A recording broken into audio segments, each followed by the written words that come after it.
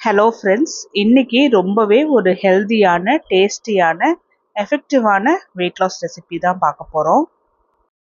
நம்மளோட சேனலில் அரிசி சேர்க்காம தான் ரெசிபீஸ் அப்லோட் பண்ணிகிட்ருக்கோம். இது வெயிட் லாஸ் பண்ணுறவங்க, வெயிட் மேனேஜ் பண்ணுறவங்க, சுகர் இருக்கிறவங்களுக்குலாம் ரொம்பவே யூஸ்ஃபுல்லாக இருக்கும். அரிசி உடம்புக்கு கெடுதல் கிடையாது, ஆனால் அதில் இருக்கிற மாவு சத்து நம்ம முடிஞ்ச அளவுக்கு குறைச்சி சாப்பிட்லாம். இதில் 3/4 டம்ளர் தோலோடவே நான் உளுந்து சேர்த்துறேன். தோலோடவே உளுந்து சேர்த்தும் போது நார் சத்து கிடைக்கும்.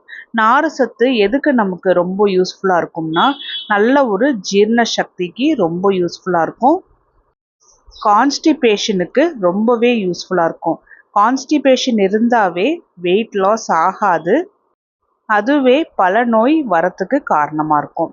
அதே டம்ளரில் 1/2 டம்ளர் பச்சை பயிறு சேர்க்குறேன்.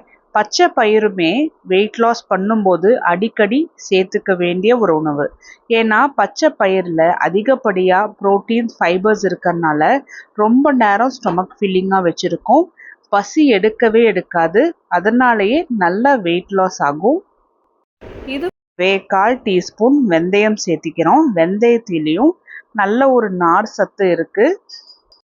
உடம்போட உஷ்ணத்தை குறைச்சி உடம்புக்கு நல்ல குளிர்ச்சியாக வச்சுக்கும். உடம்பு உஷ்ணமாக இருந்தாவே ஹேர் ஃபால் இருக்கும், டேண்ட்ரஃப் இருக்கும். ஸோ இது கூடவே நம்ம அடிக்கடி நல்லா தண்ணியும் நம்ம குடிச்சிட்டு வந்தோம் அப்படின்னா நல்லாவே எஃபெக்டிவாக இருக்கும். 2லேருந்து 3 முறை இது எல்லாமே தண்ணி சேர்த்தி நல்லா கழுவி எடுத்துட்டு நல்லா முங்குற அளவுக்கு தண்ணி ஊற்றி ஊற வச்சிடணும். ஒரு 8 மணி நேரம் நம்ம ஊற வச்சோம் அப்படின்னா தான் நம்ம சேர்த்தி இருக்கிற தானியங்கள் எல்லாமே நல்லா முழுமையாக ஊற வரும். ஒவ்வொரு வீடியோலையுமே நான் சேர்த்துற இன்க்ரீடியண்ட்டோட பெனிஃபிட்ஸ் நான் உங்களுக்கு சொல்கிறேன். அப்போ தான் உங்களுக்கு என்ன சாப்பிட்றோம், அது உண்டான பெனிஃபிட்ஸ் என்ன அப்படிங்கிறது உங்களுக்கு தெரியும். ஸோ தானியம் எல்லாமே நல்லா ஊறிடுச்சு. இதை தண்ணியிலேருந்து வடித்து எடுத்து மிக்ஸி ஜாருக்கு ட்ரான்ஸ்ஃபர் பண்ணிவிட்டு தேவையான அளவுக்கு கல்லுப்பு தண்ணியும் சேர்த்து நான் நல்லா நைஸாக அரைச்சி எடுத்துகிட்டு வந்திருக்கேன்.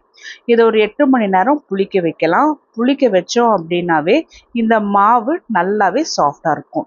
இதுக்கு ஒரு சைட் டிஷ் ரெடி பண்ணிடுவோம். கடாயில் 8 பல்லு பூண்டு, ஒரு நார்மல் சைஸ் பீர்க்கங்காவை சின்ன சின்னதாக கட் பண்ணி போட்டுக்கலாம். 3 நார்மல் சைஸ் கத்திரிக்காய் சின்ன சின்னதாக கட் பண்ணி போட்டுக்கலாம். ஒரு நார்மல் சைஸ் உருளைக்கிழங்கும் போட்டுக்கலாம். இது கூடவே 3 நார்மல் சைஸ் தக்காளி, காரம் தேவையான அளவுக்கு பச்சை மிளகா. நான் சின்ன சின்ன பச்சை மிளகாவாக இருக்கிறதுனால 4 பச்சை மிளகா போட்டிருக்கேன். இது கூடவே 1/4 டீஸ்பூன் ஜீரகம், 1/4 டீஸ்பூன் மஞ்சள், 1/4 டீஸ்பூன் பெருங்காயத்தூள், தேவையான அளவுக்கு உப்பு. ஸோ இது இன்க்ரீடியண்ட் எல்லாமே நம்ம சேர்த்தும் போது பீர்க்கங்காய் சில பேர்த்துக்கு பிடிக்காது. ஸோ அப்படிப்பட்டவங்க கூட இந்த கடையில் சாப்பிடுவாங்க, அவ்வளோ டேஸ்ட்டாக இருக்கும்.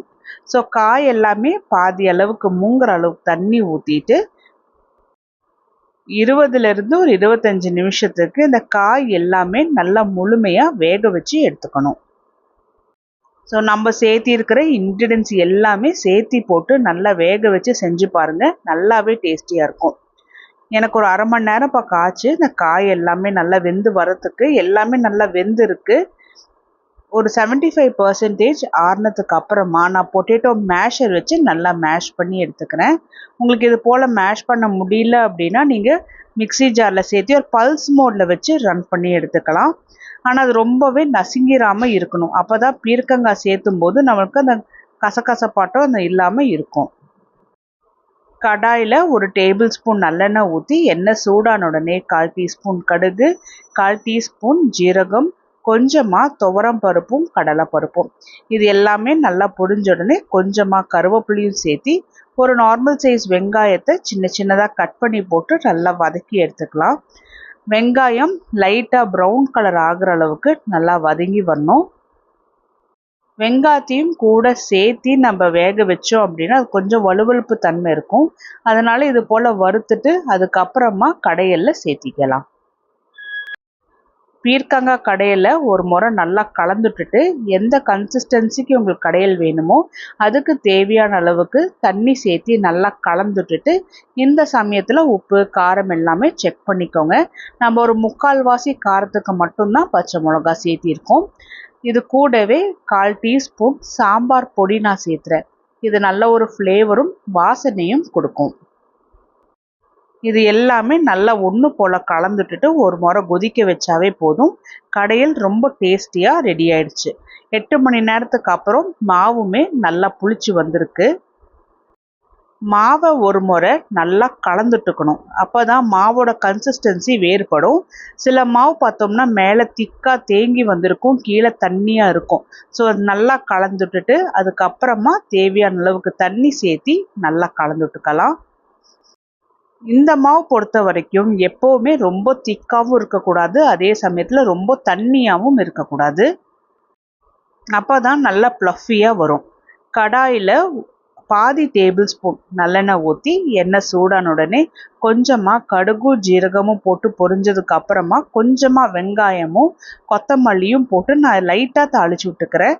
இது ஒரு 75% தாளிச்சாவே போதும். தாளிச்சதுக்கு அப்புறமா நடுவில் மட்டும் இது போல் எடுத்து விட்டுட்டு இதுக்கு மேலே மாவு ஊற்றிக்கலாம். ஏன்னா எப்போவுமே ஒரே மாதிரி செஞ்சு சாப்பிடாம இது போல் கொஞ்சம் வித்தியாசமாக செஞ்சு சாப்பிட்டோம் அப்படின்னா நமக்குமே கொஞ்சம் டிஃப்ரெண்ட்டான டிஷ்ஷஸ் செஞ்சு சாப்பிட்றது போல் ஒரு ஃபீலிங் இருக்கும். இதில் கொஞ்சமாக எண்ணெய் ஊற்றிட்டு மூடி வச்சிடலாம். மிதமான சூட்லேயே தான் வேக வைக்கணும். அப்போ தான் உள்ளியுமே நல்லா வெந்து வரும். ஒரு பக்கம் நல்லா வெந்ததுக்கு அப்புறமா இன்னொரு பக்கம் திருப்பி போட்டு இதையுமே மிதமான சூட்லேயே நல்லா வேக வச்சு எடுத்துக்கணும். அப்போ தான் நடுப்பாகம் எல்லாமே நல்லா முழுமையாக வெந்து வரும். ஒழுங்காக வேகலை அப்படின்னா நம்மளால சாப்பிடவும் முடியாது, அது ஒழுங்காக ஜீரணமும் ஆகாது. ஸோ 2 பக்கமும் நல்லா வெந்ததுக்கு அப்புறமா இதை கடாயிலிருந்து எடுத்துட்டு இதை நம்ம ரெடி பண்ணி வச்சுருந்த பீர்க்கங்காய் கடையலோட தான் சாப்பிட போகிறோம். இந்த ரெசிபி ரொம்பவே டேஸ்டியாக இருக்கும். அது மட்டும் இல்லாமல் நல்ல ஒரு ப்ரோட்டீன் ரிச்சான ரெசிபி. அரிசி சேர்த்தாம தான் நம்ம செஞ்சுருக்கோம். ஸோ இது வெயிட் லாஸ் பண்ணுறவங்க மட்டும் இல்லாமல் சுகர் இருக்கிறவங்க கூட தாராளமாக இது போல் செஞ்சு சாப்பிட்லாம். எப்படிங்கிறது ட்ரை பண்ணி பார்த்துட்டு சொல்லுங்கள்.